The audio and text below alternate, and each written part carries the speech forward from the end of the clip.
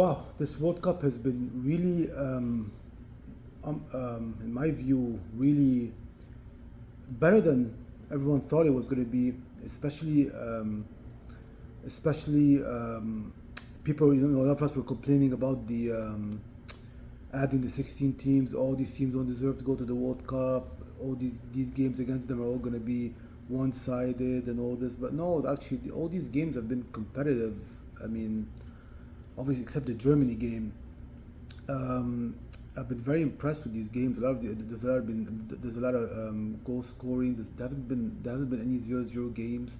The last World Cup in Qatar was a lot of 0-0 games. Um, and I'm going to talk about my surprise teams.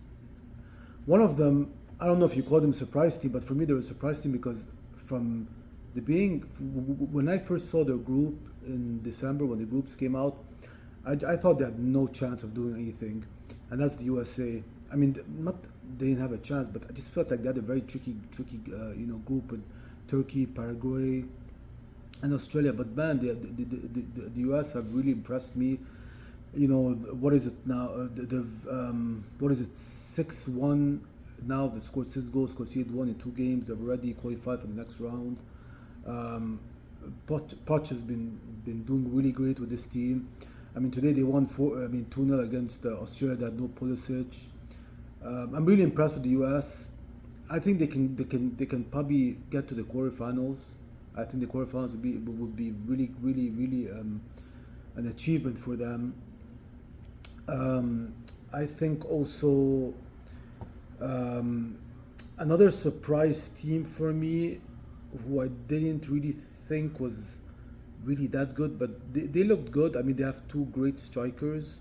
Sweden, I think Sweden have been. I mean, it's only one game. That's what they do tomorrow.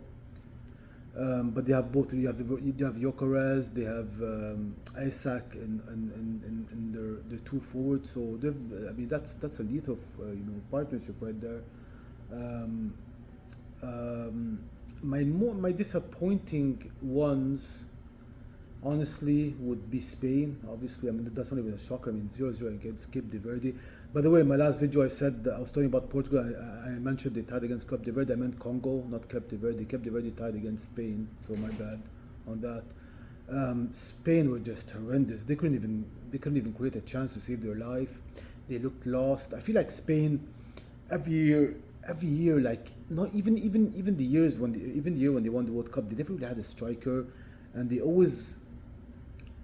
I feel like they always want to pass the ball into the goal, just pass because they have no striker to finish it. Let's just pass our way and try to score. It doesn't.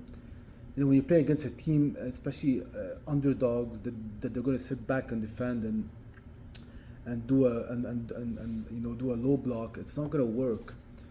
So yeah, Spain is the first opening game. Spain was very, very, very, very disappointing. One of my most disappointing teams to start the World Cup, especially the opposition that they had in Cape de Verde.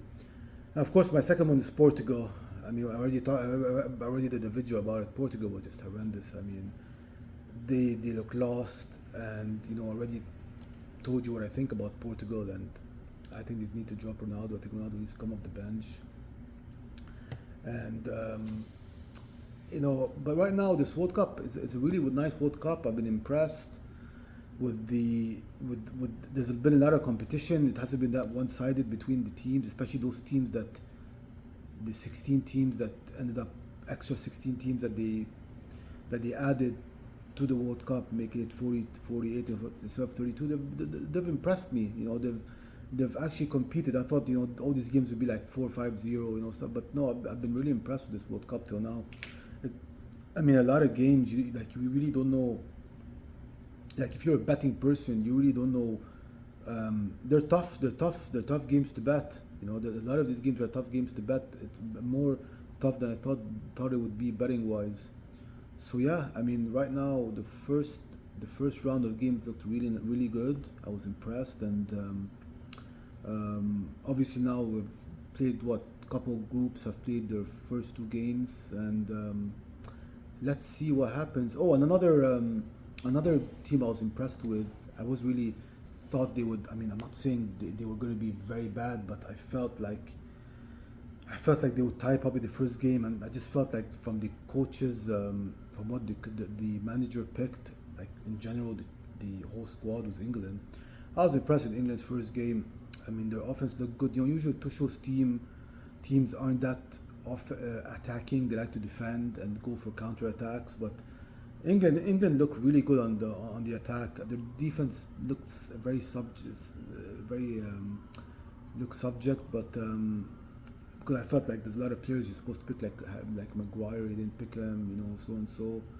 Um, so yeah, England looked really good in their first game against Croatia. Croatia is a good team. They reached the World Cup semi-finals, and 8 years ago they reached the Euro semi-final. I think they reached the quarterfinals of the World Cup in 2022, if I'm not mistaken. So yeah, England look good. Hopefully they can keep that going, and a lot of their players weren't even playing. They're coming off the bench, like Saka. You know, yeah. I mean, they were impressive. So let's see the next round of games, and yeah, this World Cup looks better than everyone thought it was going to be. It looks really nice, exciting games. Not these games like boring. Just sitting down, like, oh, this is boring. So yeah, let's see what happens in the second round of games.